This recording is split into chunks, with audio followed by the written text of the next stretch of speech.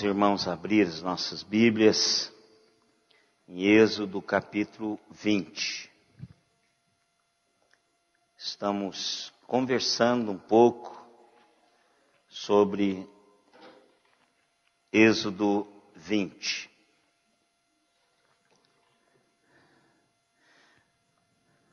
Vamos ler alternadamente do 1 ao 6. Êxodo 20, 1 ao 6. Então falou Deus todas estas palavras.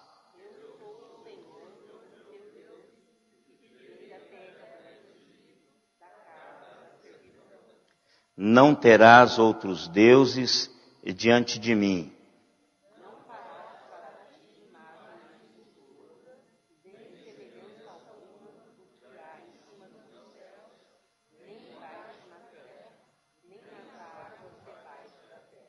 Não as adorarás, nem lhes darás culto, porque eu sou o Senhor teu Deus, Deus zeloso, que visita a iniquidade dos pais nos filhos, até a terceira e quarta geração daqueles que me aborrecem.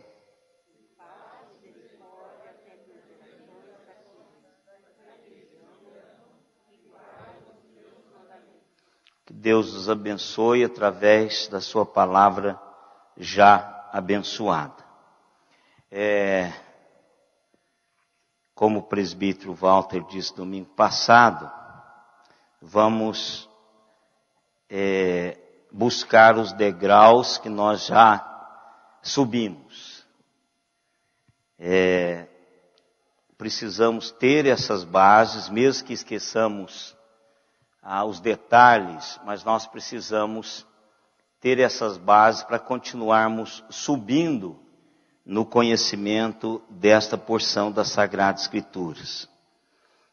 Você pode observar que às vezes as pessoas se referem a Deus e os 10 mandamentos, e como elas se referem a Deus e os 10 mandamentos, você pode detectar o nível de conhecimento da pessoa, bíblico e teológico.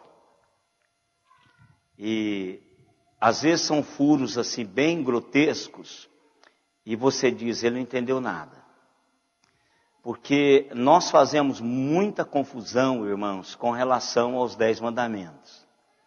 Por isso que demanda um estudo mais acurado, bem devagar, para mastigarmos delicadamente esses textos, para que fique bem definido na nossa mente o que isso significa.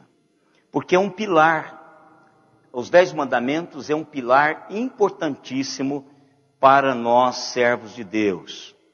Quando não temos esse pilar, nós nos perdemos, não temos sustentabilidade na nossa caminhada. É um pilar para a ética cristã, a ética do reino, é um pilar para a moral do reino, porque o Deus que aqui está, é o Deus que está estabelecendo o que é certo e o que é errado. E só Ele pode fazer isso. Ele não outorgou autoridade ao Supremo Tribunal Federal, ao Congresso brasileiro, de qualquer outro país, a governos, nenhum governo, Deus outorgou autoridade para mudar ou para gestar qualquer realidade acerca do que é certo e do que é errado. É um código moral, é algo que Deus requer daqueles que fazem parte da aliança. É para mim e para você praticar isso. Mas toda a humanidade será julgada sob este princípio moral, este princípio absoluto da caminhada cristã que Deus quer para o seu povo, o povo da aliança. O que nós já aprendemos? Nós já aprendemos quem é Deus. Por que foi importante nós entendermos isso? Porque sabendo quem é Deus e Ele se revela desta maneira, nós entendemos que Ele tem autoridade para dizer o que Ele está dizendo e para fazer o que Ele está dizendo que vai fazer. Então Ele não joga isso, por isso que o texto começa, então falou Deus todas estas coisas, ou todas estas palavras. Princípios absolutos de Deus que brota do coração de Deus em direção ao seu povo para ser norma. Porque esses princípios são princípios normativos de uma caminhada de um povo com Deus que o resgatou. Então Deus é o eterno Deus e tem nome, viu, irmãos? Domingo passado, um dos jovens deu um furo tremendo aqui dizendo que ninguém sabe o nome de Deus.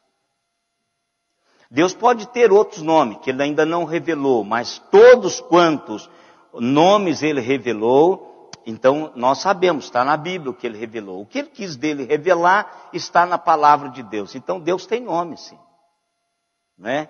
E nós vimos bem definido no culto à noite, né? E eu mandei um recado para o Lucas. Foi o Lucas que diz. Mas é uma interpretação imediata que é perigosa. Se você não tem bagagem, então não se meta a falar além do papel que você trouxe. Né? Então, porque quando a gente estuda, então a gente põe no papel. E se você não sabe além do que você pôs no papel, só fala o que está no papel. Porque você pode aventurar dar uma interpretação e aí você não passa no crivo, né? E a gente fica atento, porque são coisas que são primordiais. O que não são a gente deixa passar, porque todos nós temos lapsos na hora que está aqui na frente. Todos nós. Isso pode ter 40 anos falando, 10, 15, um mês, não importa. Todos têm lapsos. Do que não tem muita importância, a gente fica calado. Do que tem importância, a gente fala depois. Né? O Herbert, que ele disse que chama Herbert, ele diz o seguinte, olha, o senhor conserta depois as heresias que eu falei. Né? Então, se tivesse heresia, eu teria consertado mesmo, porque eu sou o pastor da igreja. Né? Claro que não na presença dele, para não ser indelicado e para não ser antiético. Mas falaria depois. Né? Mas não houve nenhuma discrepância teológica e bíblica do presbítero Herbert. Mas então Deus é Deus, irmãos. E esse Deus, Ele quer exclusividade. Deus que remiu, um Deus que comprou o seu povo, é um Deus que quer exclusividade. Não importa em que posição as outras coisas e as outras pessoas ocupem na sua vida. O que importa é a posição que Deus ocupa na sua vida. E Ele quer ser o primeiro. Ele não quer outro lugar a não ser o primeiro lugar nas nossas vidas. Então Deus declara quem Ele é e Deus declara o que Ele quer. Ele quer o primeiro lugar. E quando isso está definido, Ele vai definir como que Ele quer ser adorado. E é Ele que dá, irmãos, como é que Ele quer ser adorado. Ele não quer que ninguém leve fogo estranho ao altar. Se nós quisermos que Deus aceite o nosso culto e nos aceite, agrade-se de nós e agrade-se do nosso culto, nós temos que fazer tudo de acordo como Deus quer que seja feito. O que é gostoso, irmãos, é que quando somos comprados, anula-se todo o nosso gosto. Nós simplesmente mudamos de senhores, ou de senhor. Nós agora não pertencemos mais ao pecado. Não somos escravos do pecado. Nós agora fomos comprados pelo sangue do Cordeiro e somos do Senhor. Por isso que Ele diz, olha, eu tirei vocês da escravidão para serem meus. que é o propósito eterno de Deus que nós falamos domingo passado. Deus se declara nosso Deus e nós, povo do seu pastoreio. E quando isso acontece, nós pertencemos a Deus. Então, quando eu vou adorar a Deus, Deus é quem diz como é que Ele quer ser adorado. Então, agora, Deus está dizendo como é que vai acontecer a adoração. E nós aprendemos quarta-feira passada, que Deus estabelece que não se pode. Ele é um Deus espiritual e espiritualmente deve ser adorado. Jesus passou isto para a mulher samaritana. Deus diz para ela, Deus é espírito e importa que Ele seja adorado e em espírito e em verdade. Jesus passou isso para a mulher samaritana. Então, quando nós vamos adorar a Deus, eu não preciso de mentalizar, eu não preciso de criar uma imagem de Deus para adorá-lo. Deus já habita em mim, e o que habita em mim é o Deus verdadeiro. E é o suficiente para dar ao meu homem interior, à minha alma, ao meu espírito, a perspectiva do Deus espiritual a quem eu adoro. Não preciso de nada externo para levar-me à presença de Deus. Nada externo. Absolutamente de nada, irmãos. De nada. Deus já implantou no meu coração o instrumento espiritual para dar a mim a dimensão da sua presença, a conexão com a sua presença e a consciência da sua presença, que é o Espírito Santo de Deus que habita em nós. Até porque, irmãos, se nós quisermos ir um pouquinho mais além, nem de templo nós precisamos. Porque nós somos o templo do Espírito Santo. E quando nós estivermos em 2 ou 3, esse Deus excelso que recebe toda adoração se faz presente automaticamente. Ele deixa de estar individualmente para estar coletivamente. E não precisa de milhões de pessoas para isso acontecer.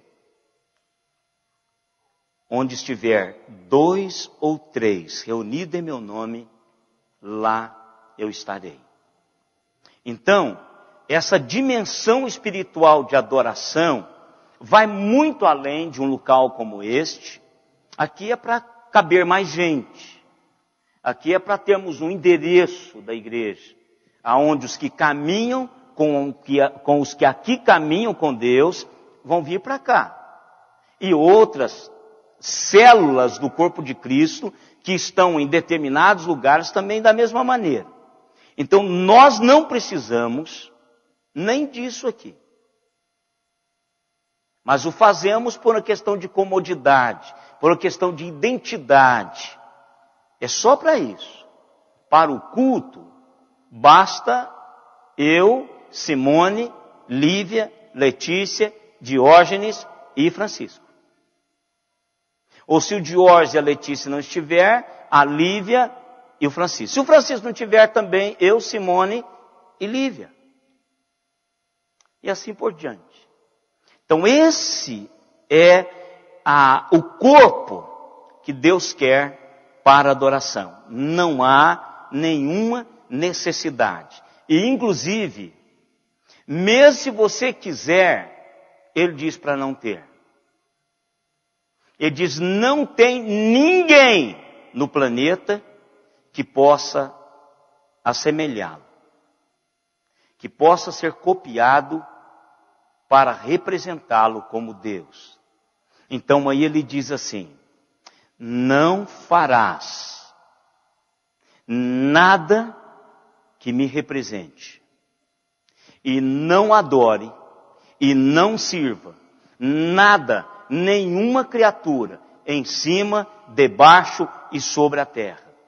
Nada. Então Deus está proibindo os ídolos. Proibindo. A idolatria é pecado, irmãos. A idolatria é pecado. Todos que são cultuados que não seja Deus, são ídolos.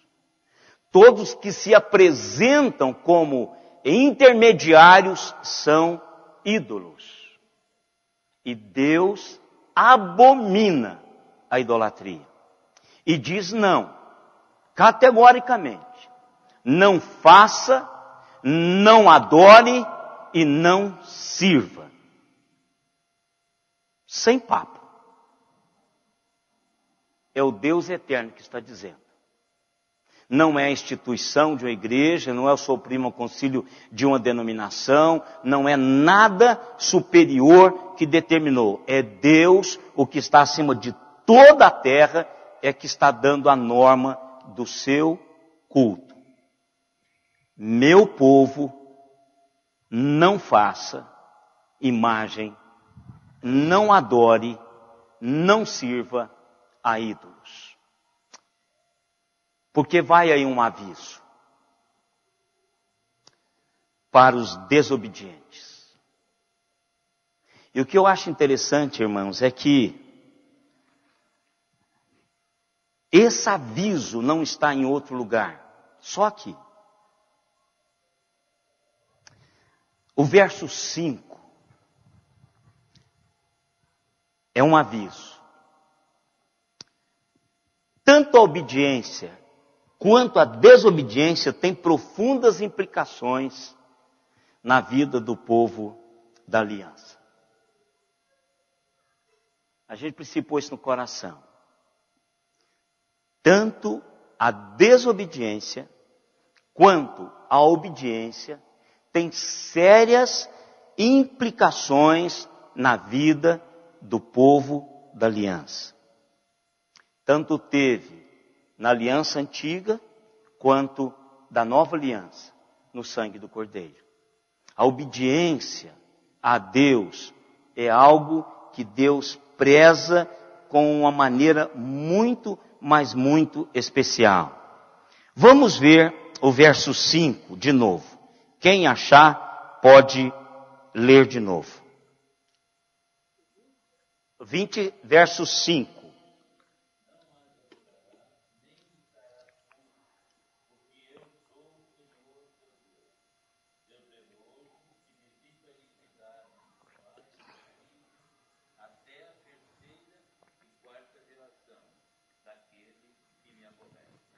Olha que coisa tremenda.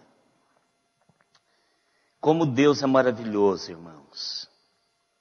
Ele diz assim, vocês entenderam o que eu falei sobre imagem, sobre figura, sobre esculpir, desenhar, fotografar, pintar. Alguma coisa que vai ocupar a sua adoração e o seu serviço devocional, o seu afeto, o seu amor. Vocês entenderam isso? Ele está dizendo. Então, estas coisas não devem ser adoradas. Vocês não vão prestar cultos a ela. Porque quem está dizendo sou eu. O grande eu sou. Vocês perceberam aqui que a partir do momento em que Moisés traz esse nome para o meio do povo de Israel, a partir de agora, ele refere-se a ele dessa maneira. O El Shaddai, o Deus Todo-Poderoso, vai ser mencionado, sim, várias outras vezes, mas a ênfase de o Deus que está tratando com o povo, questão de santidade, de culto, de adoração, é o eu sou. E traduzindo, o Senhor. Ou seja, eu sou o gerente de todas as coisas, acima de mim não tem outro maior, e abaixo de mim eu não dependo de ninguém para ser o que eu sou. É o Deus autossuficiente. É o Deus que está lá, ontem, hoje e amanhã. É o Deus eternamente existente. Então ele está dizendo assim, o que eu digo para vocês hoje é atemporal. É para você, é para mim do século 21.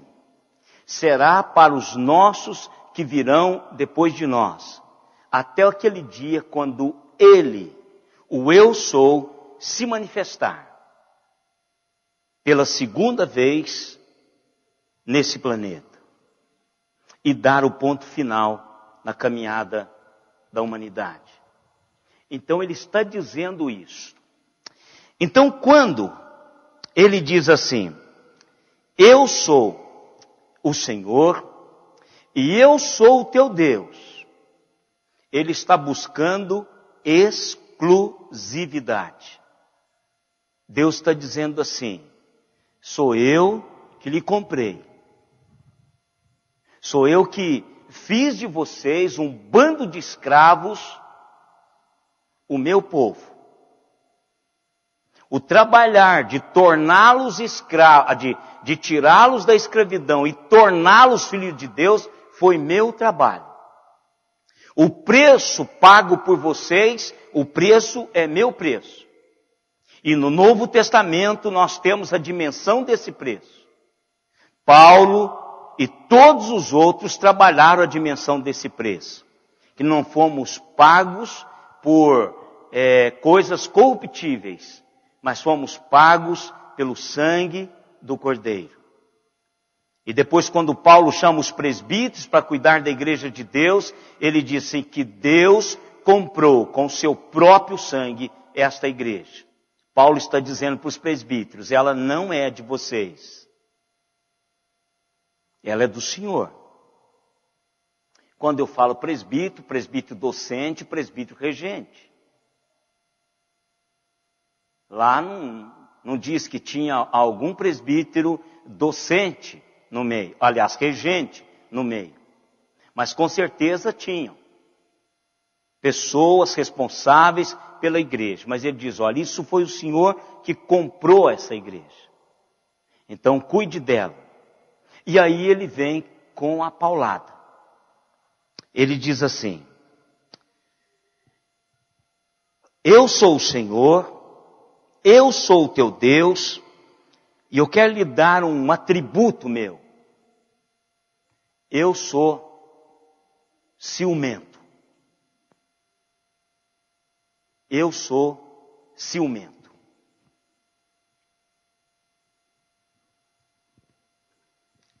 Eu sou zeloso. Eu zelo, cuido e fico 24 horas de olho naquilo que é meu. Naquilo que eu comprei. É o que Deus está dizendo. Agora, para mim e para você, aqui a tradução minha é zeloso. Tem algum que traz ciumento aí, alguma tradução? NVI, linguagem de hoje, corrigida. Tem alguém aí que traz ciumento? É porque a gente não gosta de tratar disso. Às vezes nós não conseguimos conceber Deus tendo ciúme. Por quê? Porque a gente já leu na Bíblia que ciúme não é uma coisa boa. Você já não leu isso? Já. Tiago falou disso. O apóstolo Paulo falou disso. Lá na famoso capítulo que fala sobre o amor, ele fala do ciúme, que não é uma boa coisa. Agora, o que é que Deus tem de especial que é diferente do meu e do seu ciúme? Porque lá é um ciúme, Tiago e Paulo trata de um ciúme de possessão doentia. E isso não faz bem ao amor. Mas o que Deus está tratando e vai tratar a partir de agora com o seu povo é uma realidade de cuidado. É uma realidade de amor. Um amor extravagante. Um amor que não nos larga. Um amor que zela. Um amor que cuida. Um amor que defende. Um amor que busca o melhor. Um amor que se expressa em várias facetas, inclusive disciplinando. Isso é zelo do Senhor. E lá no Novo Testamento diz, aquele a quem o pai não disciplina, não é filho, é bastardo. E quando recebemos de Deus a disciplina, temos certeza que somos filhos e não bastardos. Quando Deus nos trata com zelo, quando Deus nos trata com aquela realidade de posse, de que eu sou dele, e ele cuida de mim, ele vai atrás, ele trabalha, ele esculpe, ele fere, ele corta, ele aprisiona, ele liberta. Esse é o zelo do Senhor. Então eu quero, irmãos, ler alguns textos para dimensionar o que Deus está dizendo. Ele diz, olha, não façam ídolos, não criam ídolos, não os adore, não preste culto a eles, não os sirvam, porque eu sou um Deus zeloso. Vamos caminhar um pouquinho sobre isso aí. Êxodo 34, 14.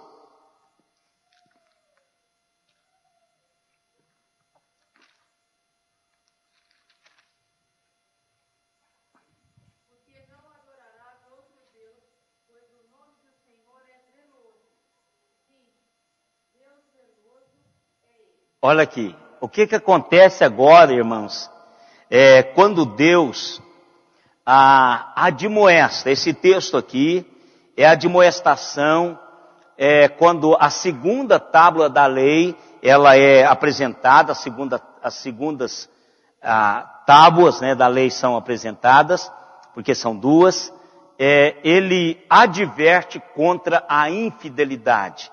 Mais uma vez, se você depois quiser ler na sua casa, ler todo o texto, mas mais uma vez, e agora muda. Deus diz que Ele é zeloso. E agora o texto está dizendo assim, Deus é zeloso. Ou seja, agora está vinculando a aliança, esse povo agora faz aliança, e sabe que Deus é ciumento.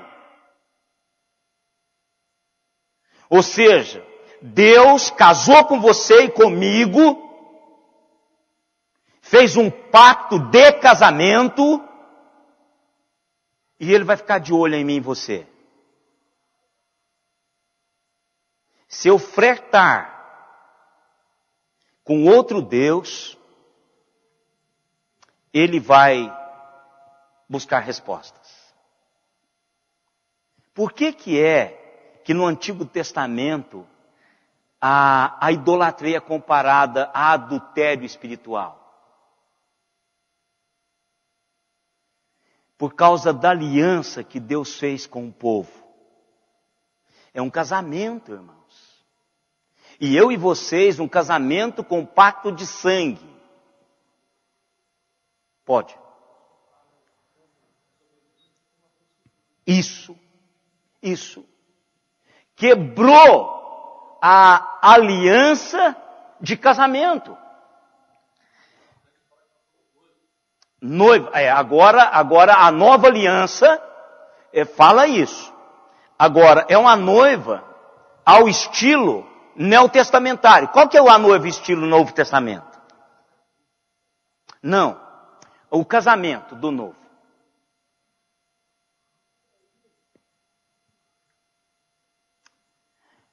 Por que que José era casado com Maria, ainda não tinha consumado? É a mesma coisa. Nós somos casados com Jesus, mas ainda não houve as bodas. Mas há um pacto de casamento. E esse pacto foi firmado com sangue. Jesus vai voltar para o casamento. Mas ele já está casado comigo e com você, como igreja. Então a fidelidade já é requerida. Por que que Maria se desesperou? Por que que o anjo se encarregou de limpar o nome da conduta e do caráter de Maria? Exatamente porque se Maria aparecesse buchuda, ela seria apedrejada. Porque ela já era esposa de José. Por isso que o anjo pega José e conta para ele toda a história. José chega em casa e diz: querido, eu já sei tudo. Então, é assim que a igreja funciona. É assim que esse Deus quer a mim e a você com fidelidade. Está dizendo, Deus, mais uma vez, pessoal, cuidado. Deus é ciumento. Agora presta atenção. A diferença de Deus com todo o resto dos homens. Tem um ditado assim: o traído é o último a saber. Deus já sabe, irmãos. Por isso que a visitação de Deus, ela é imediata. Então, Deus já sabe. Você começou a flertar com outros deuses, Ele já sabe. Ele já sabe que foi traído. Ele já sabe que o seu coração está inclinando para outros deuses. E aí Ele vai começar a trabalhar na sua vida. Porque isso aqui é um trabalhar. Vamos mais. Deuteronômio 5:9. É só para enfatizar a questão desse Deus zeloso. Isso aqui é uma introdução, viu, irmãos?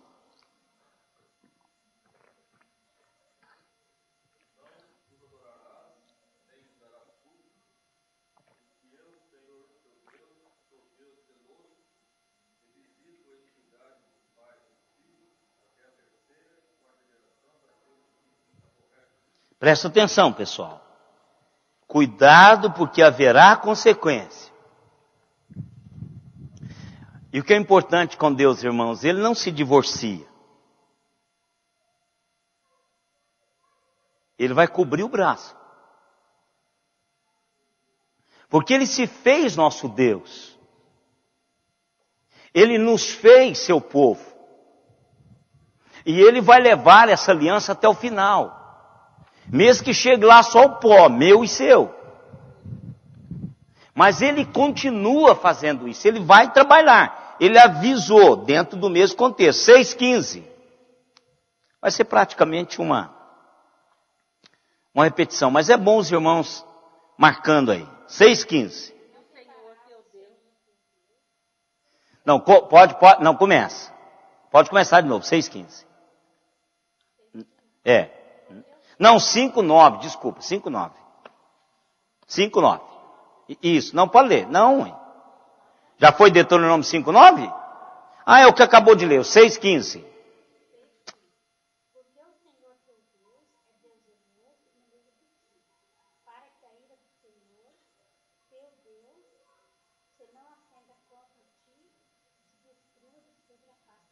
Olha aqui como que está. Agora, parece que ele vai intensificando o negócio.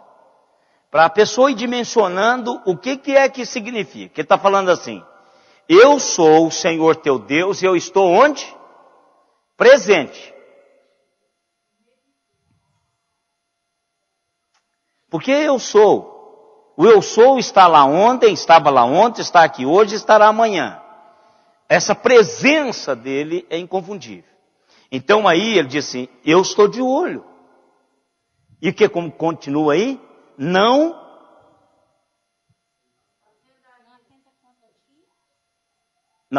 primeiro, ele está assim, eu estou no meio de ti.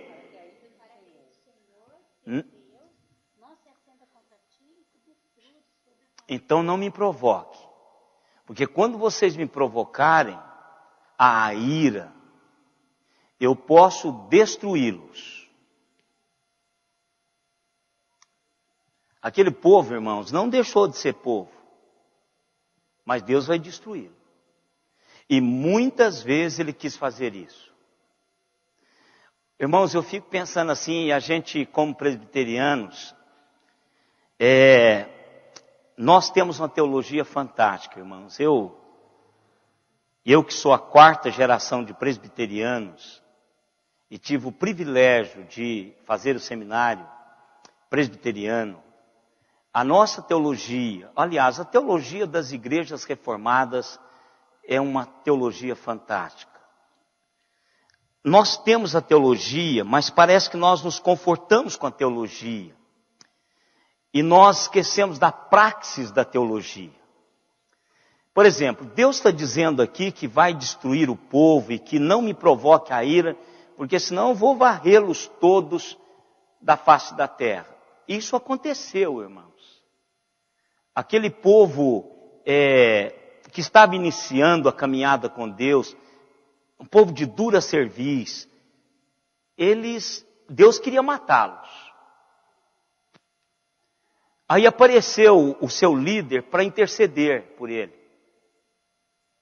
É aqui que nós perdemos a perspectiva da prática da teologia. Nós perdemos esse fervor da oração, da intercessão. Moisés conhecia, eu já falei também sobre Abraão, no encerramento da semana de oração eu falei sobre o intercessor Abraão. Mas Moisés é do mesmo quilate, conhecia o Deus que servia. Então o que Moisés faz? Moisés se coloca diante de Deus e diz, Senhor, risca o meu nome do livro da vida, se o Senhor não salvar essas pessoas. Deus não chega para lá em Moisés. Diga, arreda-te, porque eu vou visitar quem pecou. Fica fora dessa. Mas ele continua intercedendo. E Deus não fulmina todo Israel por causa da intercessão de Moisés.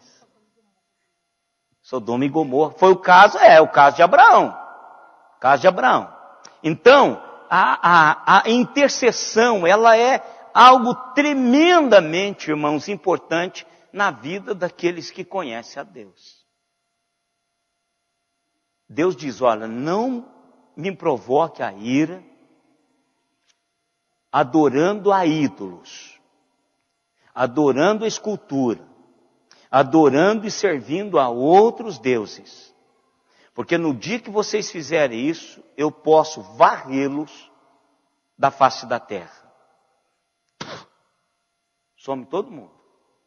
Isso, para mim, está dando a dimensão do zelo de Deus. Se ele quisesse fazer isso, irmãos, ele faria assim, num piscar de olhos.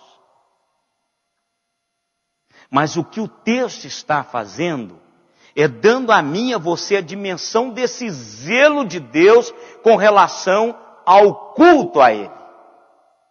Exclusivo a Ele. Mas vamos mais. O 32:16. O 32:16 e 21. Pode ler os dois juntos. Deuteronômio ainda.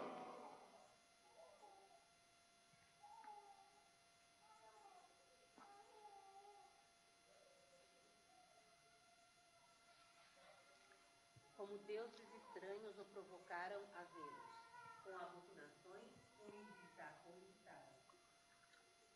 Então, leia devagar. Como deuses estranhos o provocaram a vê-los. Então, como com deuses estranhos Eles o provocaram o seu zelo. Não é isso? Então, provocou o ciúme de Deus. Ciúmes. Tá? O seu está ciúmes? A sua é, qual a tradução? NVI? Aqui. Traduzido... Não. Da Mundo Cristão. É a Bíblia da mulher? Então. Da Mundo Cristão. Então está com ciúme, não está? Então leia o seu.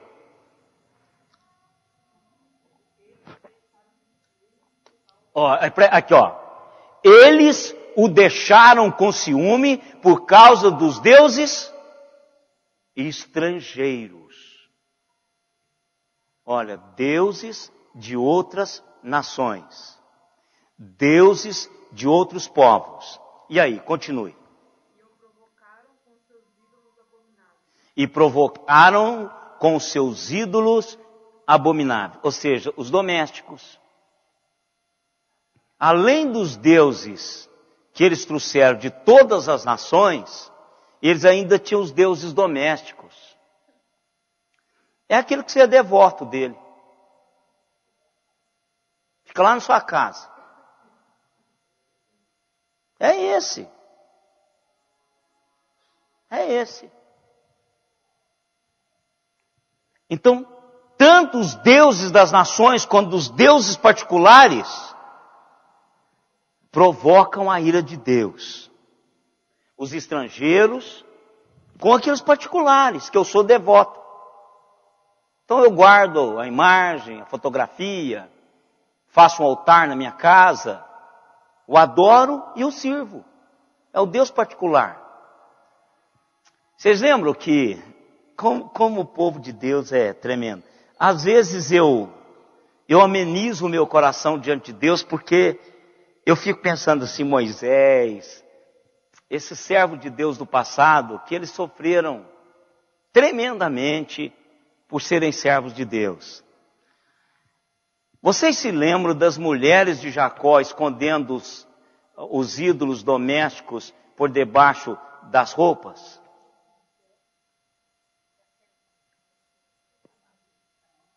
Tira esse negócio aí.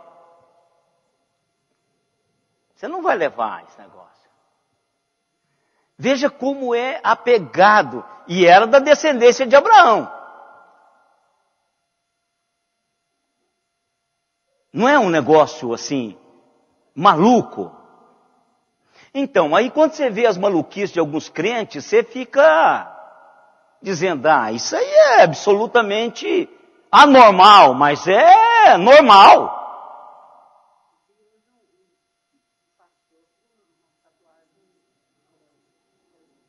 Que era quem?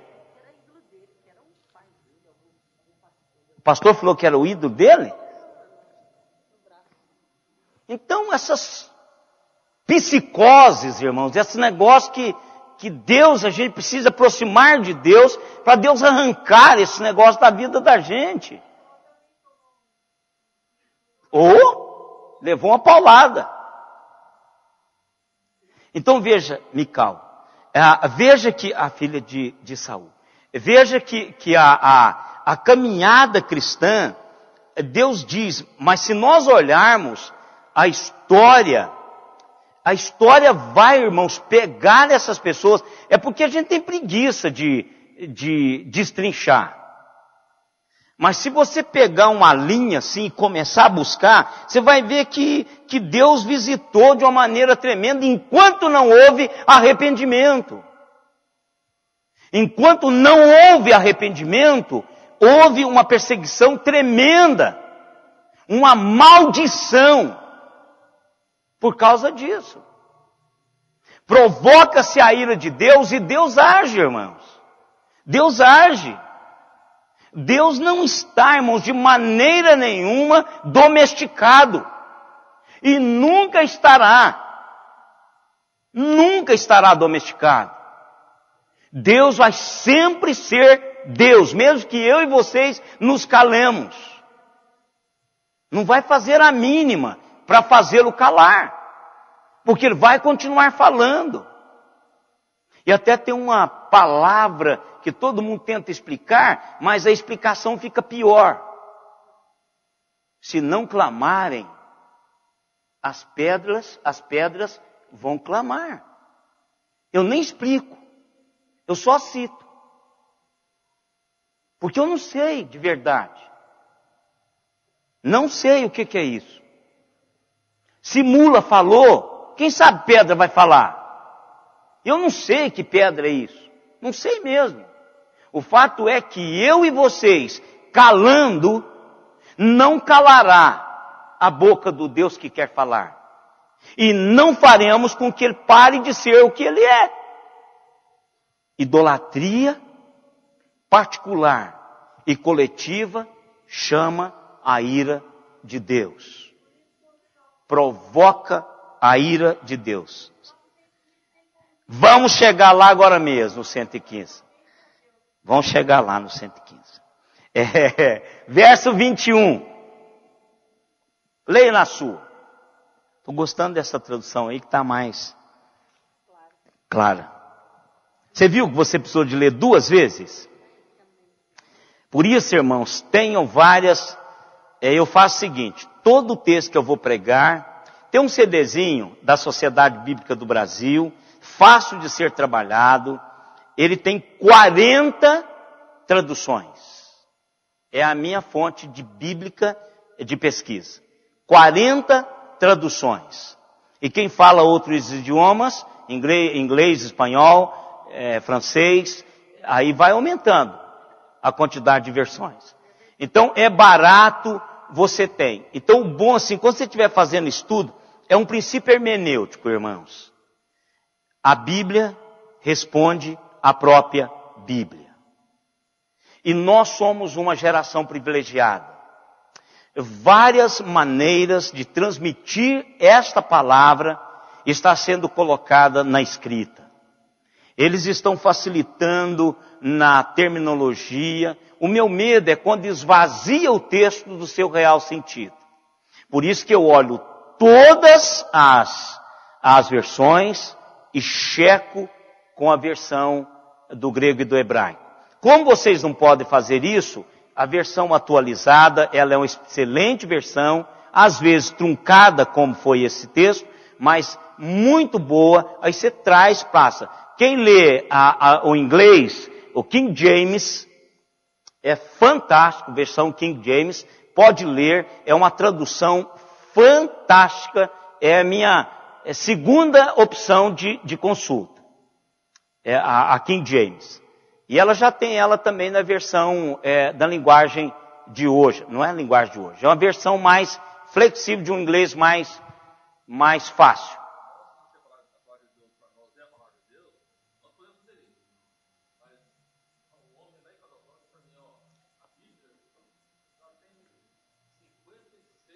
Versões. Mais do que? Mais.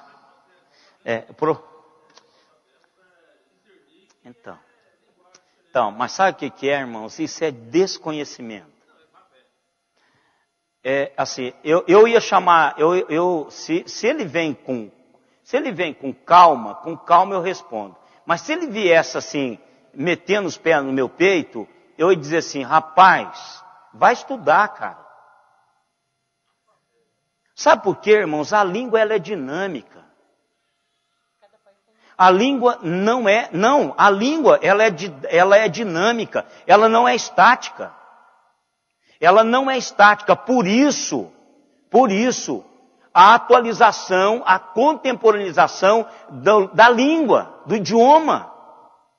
A King James tem shall, não é? Vocês que conhecem, vem o shall como futuro.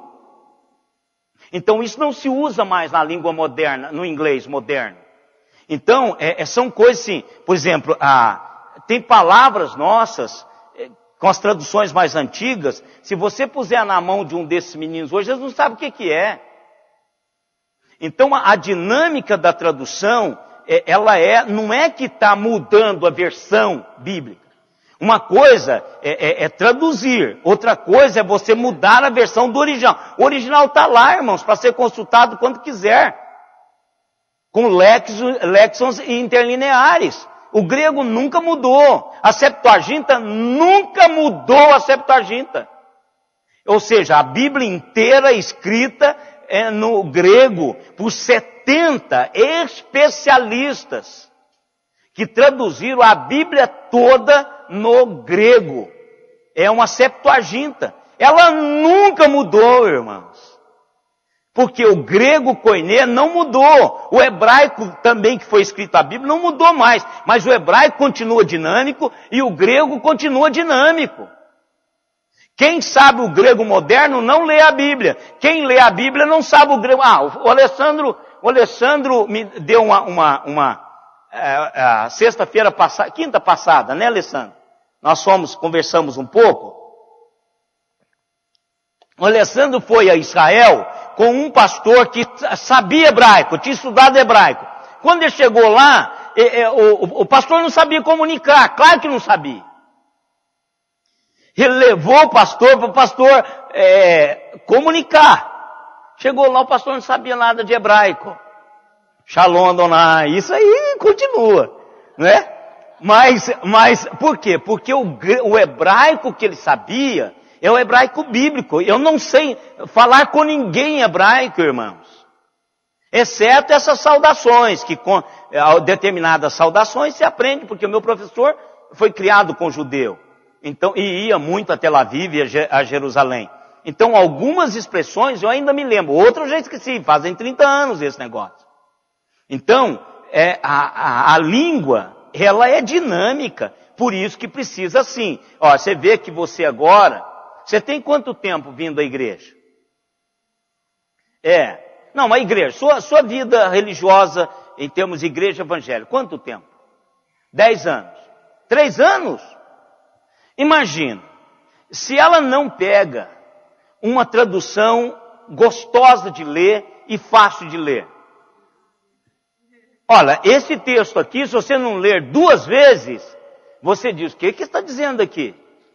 Agora, ela lê uma única vez e ela já começa a dimensionar, porque está mais ou menos na linguagem que ela ouve no colégio, na universidade, na família. Então ela começa a ter uma compreensão da palavra. Então, essa questão de dizer, não tem. Grego e hebraico continua lá, irmãos, e não mudou. Não mudou. O cânon não mudou. O que muda é a contextualização, que é algo fantástico. Eu continuasse falando, de vez em quando eu solto umas palavras aqui, quando a Lívia e a Letícia eram mocinhas aqui, falaram, não, mas sorou o tom do arco da velha, né? Então, mas é só isso, tem que contextualizar. Diga, Joaquim. Teologia, às vezes, nós não entendemos, mas as histórias bíblicas são entendíveis e confirmam. Por exemplo, o Deus zeloso tem vários exemplos que o senhor está lendo. Sim. Na história. Isso. Na própria história de Israel. Isso é um fato e isso não tem... Como questionar. Questionar em qualquer linguagem. Isso. Jesus veio e morreu. Pode-se interpretar uma palavra diferente de outra, mas isso é um fato. É um fato. Então, os fatos comprovam a teologia. Isso. Assim, às vezes é difícil de entender a compreensão do texto. Isso. Mas os fatos bíblicos são... Vão sinalizando claramente, sem nenhuma uma discrepância de erro. A Bíblia, irmãos, ela é fantástica. Quem diz isto é uma questão assim, de você excusar-se a não ler a Bíblia, porque ao ler a Bíblia, você só terá 2 caminhos, ou será condenado pelo que você leu, ou será salvo pelo que você leu. Não tem como sair. Paulo diz assim, somos cheiro de vida para a vida e cheiro de morte para a morte. Ou seja, o que eu prego está mandando gente para o inferno e mandando gente para o céu. É duro isso, mas é verdade.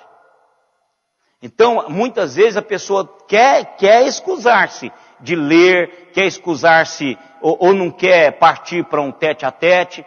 Aliás, tete-a-tete com relação à discussão bíblica, irmãos, isso é bobagem.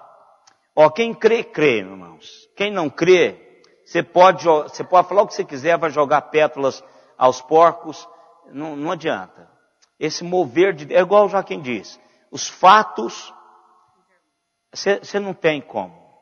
Contra os fatos, não há. Deus, é isso que ele falou. Deus é um Deus zeloso, Ele quer exclusividade da adoração, Ele é o único que quer ser adorado, e quando formos fazer isso, só isso. Só Ele. Introduzimos, irmãos. Não, mas nós vamos chegar lá, mas falei para você. Não está na introdução o Salmo. O Salmo está em outro lugar.